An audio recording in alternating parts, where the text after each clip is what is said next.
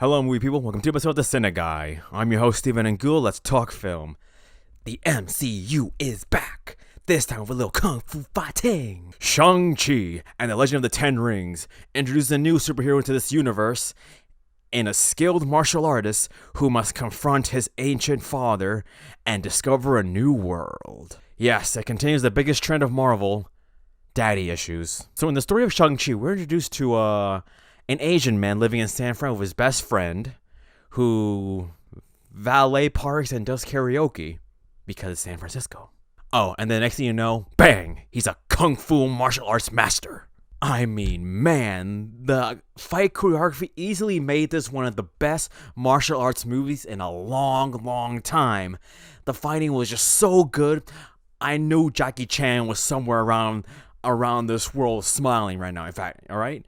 He can sense good fighting. So he's forced to return home to China by his father, the Mandarin, this time the actual one, in order to help him find his mother, who's actually dead, but he thinks he's still alive, in this hidden world where she came from. Now, one thing Marvel does with the Mandarin is that it took a terrifying evil villain and humanized him. This guy is over thousands of years old and has been using one of the most powerful weapons of all time, the Ten Rings, which are not actual rings on his fingers. They're like wrist rings, and my gosh, are they incredible. So when he falls in love with somebody from the mystical land, he is happy to put the rings away and give up his entire life just to have a family. Such a beautiful origin story.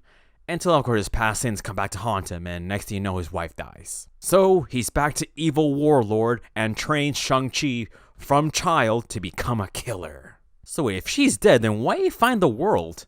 As it turns out, the rings are corrupting his mind and thinking that she's hidden, held captive somewhere in that ancient world, and he must go free her.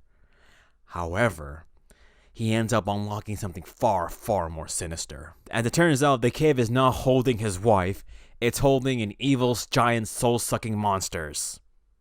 Hey, it's Marvel. I mean, they got a freaking alien raccoon. So Shang-Chi and his friend Awkwafina are forced to save the village and fight the evil monsters while riding a dragon. Yeah, Marvel. A dragon that would have been super useful during the endgame battle. Yeah. So one thing for sure about this movie is the representation. I mean, the Asian community finally has a superhero they can look up to that isn't Ip Man. It's the same effect that Black Panther had on, little black kids.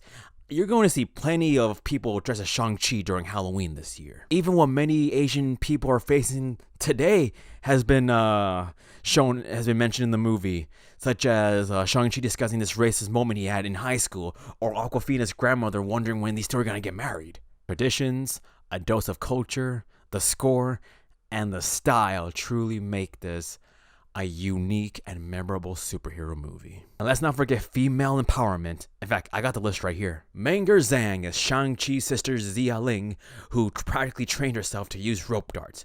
Badass. Michelle Yao as Nan, their aunt from Ta Lao, the ancient world, who's practically an airbender. Badass.